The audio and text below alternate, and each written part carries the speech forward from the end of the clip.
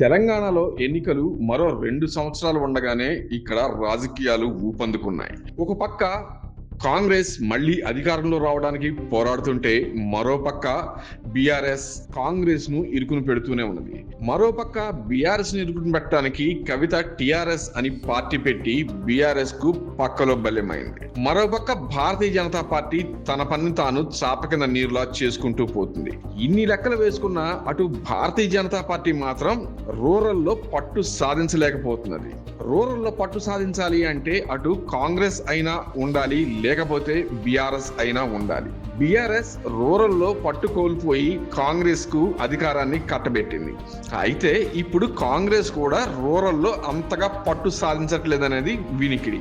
ఈ రెండు పార్టీలతో భారతీయ జనతా పార్టీ పొత్తు పెట్టుకునే పరిస్థితి లేదు. అయితే అందరూ అనుకుంటున్నట్టుగా ఇక్కడ రూరల్లో పట్టు సాధించాలి అంటే ఖచ్చితంగా తెలుగుదేశం పార్టీ సపోర్ట్ కావాల్సి వస్తుంది. తెలంగాణలో తెలుగుదేశం పార్టీకి ఇంకా కార్యకర్తల బలం ఉంది. పైగా ఇప్పుడు వివిధ పార్టీల్లో ఉన్నటువంటి అనేక మంది రాజకీయ నాయకులు తెలుగుదేశం పార్టీ నుంచి వెళ్లిన వాళ్లే. తెలుగుదేశం పార్టీ గనక మళ్ళీ ఇక్కడ పోటీ చేస్తే, అది బీజేపీతో కనుక కలిసి నడిస్తే బీజేపీకి రూరల్లో ఓట్ బ్యాంక్ ను బలోపేతం చేసుకోవచ్చు అనేది స్ట్రాటజీ. అలాగే ఆంధ్రాలో జనసేన, భారతీయ జనతా పార్టీ, తెలుగుదేశం కూటమి సక్సెస్ సాధించింది. అదే కాంబినేషన్ గనక ఇక్కడ రిపీట్ అయితే ఖచ్చితంగా భారతీయ జనతా పార్టీ పాగా వేసే అవకాశం లేకపోలేదు. అయితే ఈ రోజు తిరుమల దర్శనానికి వచ్చిన భారతీయ జనతా పార్టీ నాయకుడు కె లక్ష్మణ్ ఓ ఛానల్ కి ఇచ్చిన ఇంటర్వ్యూలో మాట్లాడుతూ 2028 సంవత్సరంలో భారతీయ జనతా పార్టీ, జనసేన, టీడీపీ కూటమి ఇక్కడ పోటీ చేస్తాయని లీక్ చేశారు. సో దీన్ని బట్టి చూస్తే ఇక్కడ కూటమి ఖచ్చితంగా పోటీ చేస్తుంది అని చెప్పవచ్చు. అయితే ఆంధ్ర వాళ్ళు మళ్ళా ఇక్కడికి వచ్చి పార్టీని అలాగే మా మీద పెత్తనం చెలాయిస్తాము అంటే ఇక్కడ ఒప్పుకునే పరిస్థితి లేదు.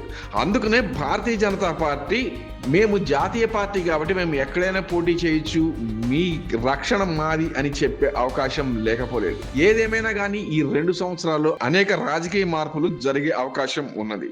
అందుకనేమో మొన్న జనసేనాని పవన్ కళ్యాణ్ తెలంగాణకి రావడం, ఆ తర్వాత హైదరాబాద్ లో పార్టీ ఆఫీస్ పెట్టడం లాంటివి చూస్తుంటే రాజ్యసభ సభ్యుడు సీనియర్ నాయకుడు కె లక్ష్మణ్ చెప్పింది నిజమేనేమో అని అనిపిస్తుంది. చూడాలి రేపు ఏం జరుగుతుందో అనేది.